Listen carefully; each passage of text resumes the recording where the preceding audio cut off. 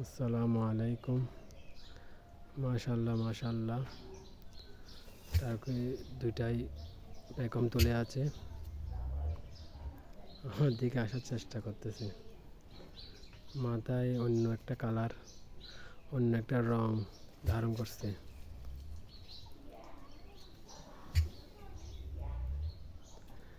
মেয়ে টার্কিটা এখানে আছে, মাঝে মধ্যে পেখম তুলে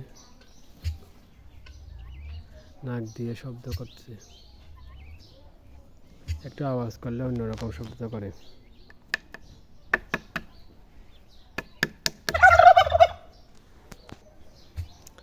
টার্কিগুলো আসলে কোন দেশ থেকে আসছে কেউ যদি কারো যদি জানা থাকে কমেন্ট করবেন। একটা চীনা হাঁস নাক দিয়ে অন্যরকম শব্দ করছে।